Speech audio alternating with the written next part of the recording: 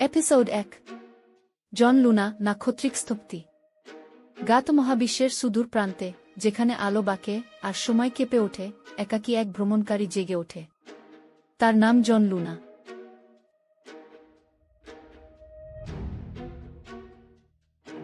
সে সম্পূর্ণ মানুষ নয়, আবার পুরোপুরি নাক্ষত্রিকও নয়। সে সৃষ্টি হয়েছে আলো ও স্মৃতির বুন্নে, প্লাজমা আর চেতনার এক জীবন্ত সত্তা। একটি মৃত্যুপথযাত্রী নক্ষত্রের শেষ জ্বালায় তার জন্ম। কখনো সে ছিল মানুষ, আলমিরাজ মিশনের এক বিজ্ঞানী, যিনি অনুসন্ধান করছিলেন হেলিওস কোরের ঐশ্বরিক শক্তিকে স্পর্শ করার। কিন্তু ভাগ্য তার জন্য অন্য কিছু লিখেছিল। একটি কোয়ান্টাম প্লাজমা পরীক্ষায় ঘটেছিল বিপর্যয়।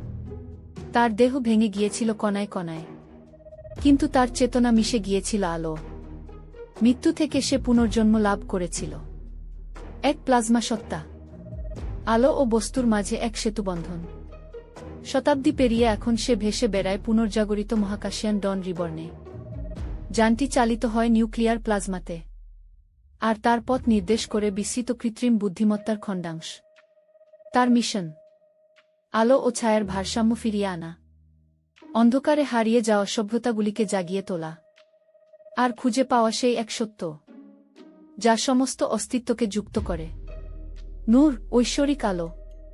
তার চোখে ঝিলিক মারে বেগুনি, নীল আর রূপালী রশ্মি, যেন গ্যালাক্সিগুলো নিজেরাই সেখানে বাস করে। তার কণ্ঠে প্রতিধ্বনিত হয় শান্ত, গভীর সুর, যেখানে মানুষ আর নক্ষত্রের আওয়াজ একত্রে বাজে।